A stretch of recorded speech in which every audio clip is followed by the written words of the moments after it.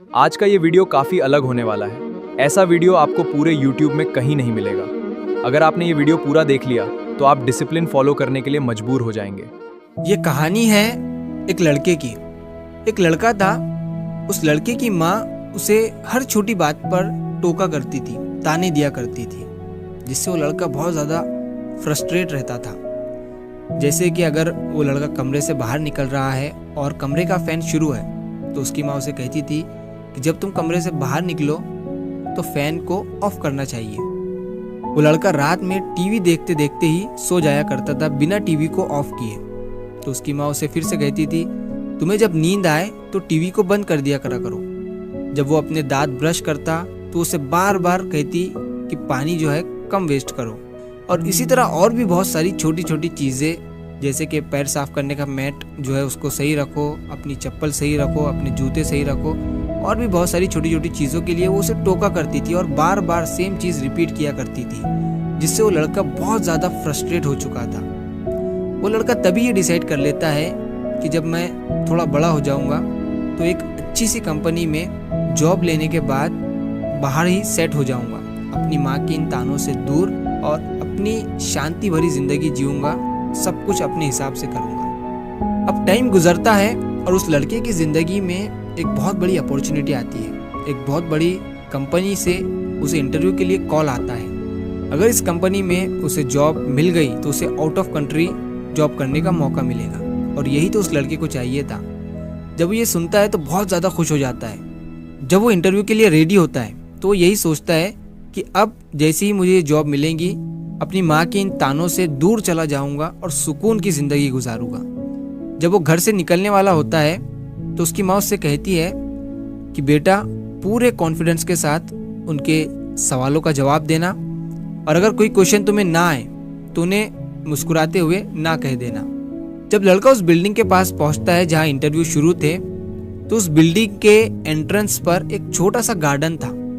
लड़का उस गार्डन से होते हुए बिल्डिंग की तरफ पहुंचता है तो रास्ते में उसे एक पाइप पड़ा हुआ दिखता है, जो कि पूरे रास्ते में बिखरा हुआ था, और उससे पानी जो है इधर उधर बह रहा था, जिसकी वजह से उस रास्ते पर पानी जम सा गया था।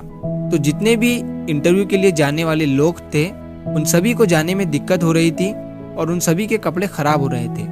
तो लड़का अपने आसपास देखता है, उसे वहां पर कोई नौकर, कोई माली नजर नहीं आता है।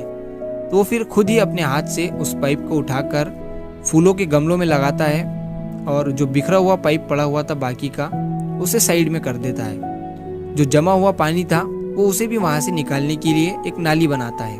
अब ये सब करने के बाद उसके 15-20 मिनट वेस्ट हो जाते हैं और कपड़े भी थोड़े उसके खराब हो जाते हैं। तो जब वो बिल्डिंग में सीढ़ियों से ऊपर जाता है तो उसे एक लाइट दिखता है जो कि ऑन था, और उसके बगल में ही एक विंडो लगी हुई थी जहाँ से सनलाइट आ रही थी।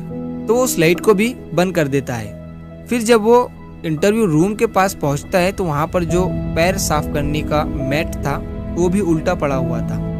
वो उसे भी फिक्स कर देता है और वेटिंग रूम में वेट करता है अपने नंबर के लिए। जब उस लड़के को इंटरव्यू रूम में बुलाया जाता है तो वो सुनकर हैरान हो जाता है, क्योंकि सामने जो इंटरव्यू लेने वाला बंदा बैठा हुआ था वो डायरेक्ट उससे पूछता है कि तुम कब से शुरू करना चाहते हो। वो लड़का उनसे कहता है कि आपने तो मुझसे एक भी क्वेश्चन नहीं पूछा, तो फिर आपने मुझे सेलेक्ट कैसे कर लिया।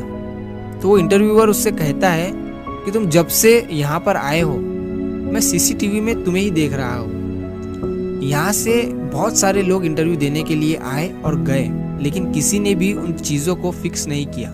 सभी लोग या तो ये सोचते हुए आगे बढ़ गए ये तो बहुत ही छोटी चीज़ें हैं, या फिर ये सोचते हुए आगे बढ़ गए कि ये मेरा काम नहीं है, मैं जिस काम के लिए आया हूँ वो काम करता हूँ। लेकिन तुमने सभी चीज़ों को फिक्स किया, और मुझे तुम्हारा वो बिहेवियर, वो एटीट्यूड, और ख़ास करके वो डिसिप्लिन मैनर बहुत ज़्यादा पसंद आया।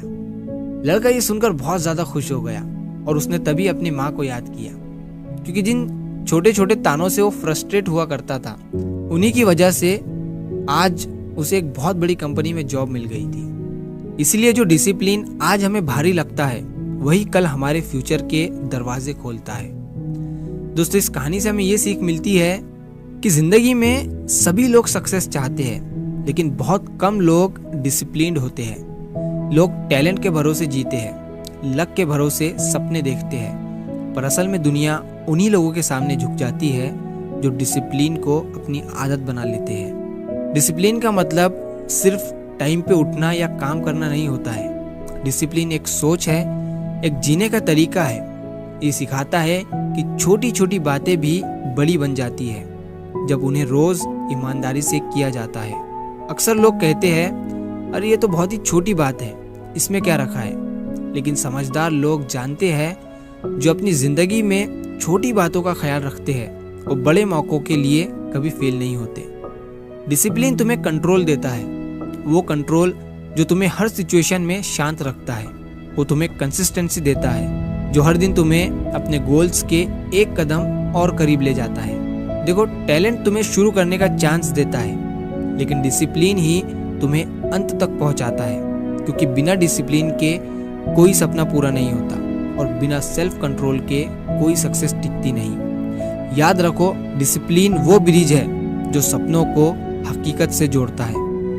आज अगर तुम्हें लगता है कि ये मुश्किल है, बोरिंग है, तो बस एक बात याद रखना, आज का डिसिप्लिन कल तुम्हारा फ्रीडम बनेगा। इसीलिए अपने आप से कमिटमेंट करो, मैं डिसिप्लिन रहूंगा, चाहे कोई देखे या ना देखे, मैं अपना बेस्ट दूंगा।